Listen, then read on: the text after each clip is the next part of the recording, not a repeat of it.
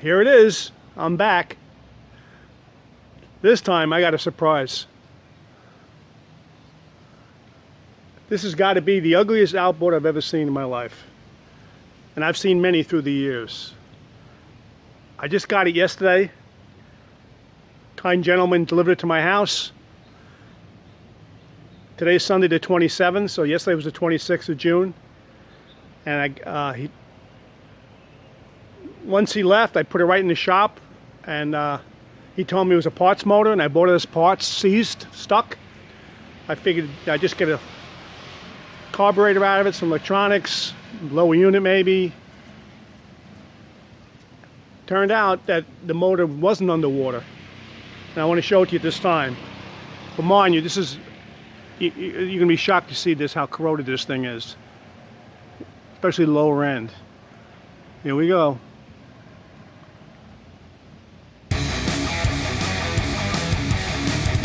It's an Evinrude 28 Special.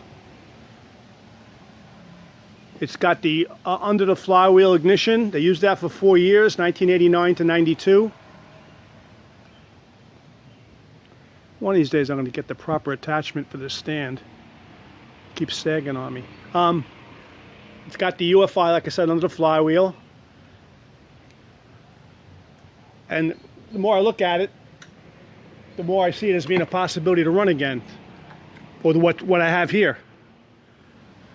Now this makes the ugly duckling 9.9 look like that 9.9 look like a beauty queen compared to this thing. I'm just getting a load to the bottom end on here.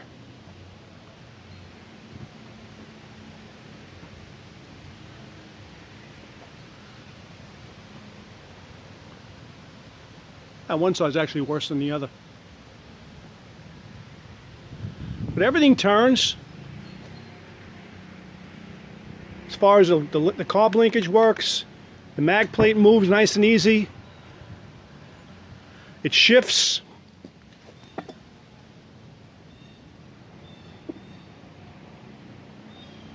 It shifts really nice. Everything works below. Neutral, forward, reverse. New fuel pump.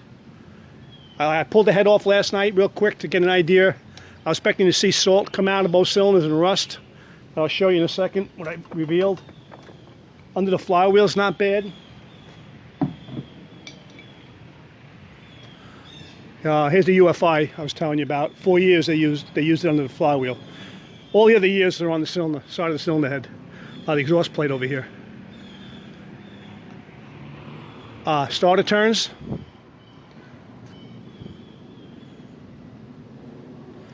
And I'll pull the head off real fast and show you. All the bolts are out, so it won't be a big process.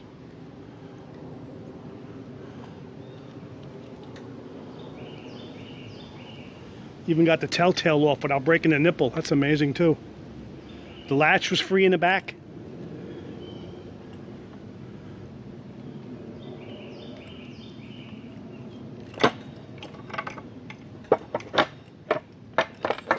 Oh, pick up them bolts later. Here we got the inside of the cylinder head, nice and clean. Looks like it was ran recently, actually. But inside here, very clean. Amazingly clean. Now I put a breaker bar in there last night with a 3-foot extension on it, trying to free it up, and got nowhere. But I was soaking overnight. I laid the motor horizontally on the ground in the garage and let it soak overnight with PB Blaster, WD-40, a mix with some acetone and some lacquer thinner. But the flywheel does turn ever so slightly, just rocks back and forth.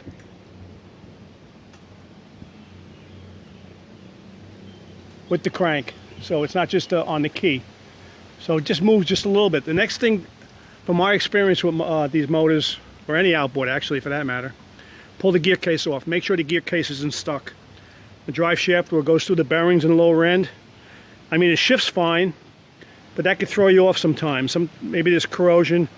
You can pop the drain plugs out, make sure if the clean oil comes out, good chance It's just stuck on the top end here.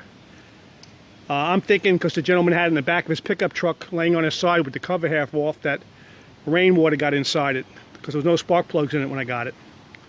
Could have got in through the carburetor, different ways, and probably through the plugs is the most easiest way to go. But one thing, a good sign too, is that the pistons, oh no, they do.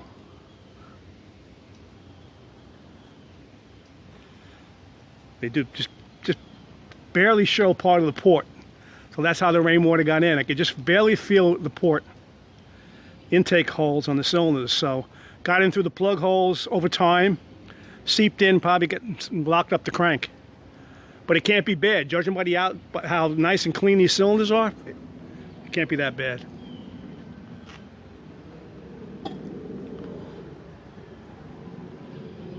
Starter turns, like I said before, and she rocks. Boy, does she rock. So, I'm not sure what I'm going to do with this one. The more I look at it, the more I want to fix it. That's how I get kind of obsessed with them when I first get them. If I let them sit, then I probably won't finish it. I'll just let it sit as a parts motor. But if I do it quickly, can free it up, really, that'd be great without rebuilding it.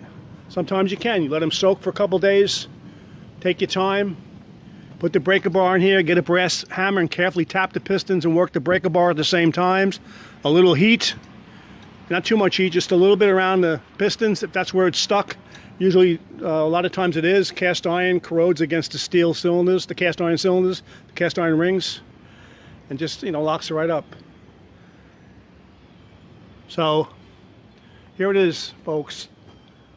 The ugliest outboard in the world. It's right up there, the top 10, I'm sure. So I'll keep you informed what I'm going to do. I'm not really sure what I'm going to do. I'm very spontaneous. I do bounce around a lot, and sometimes I don't finish projects I start, but most times I do. I try to be,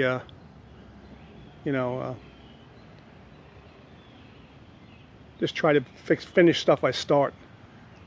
It's a bad habit to start things and don't fix them,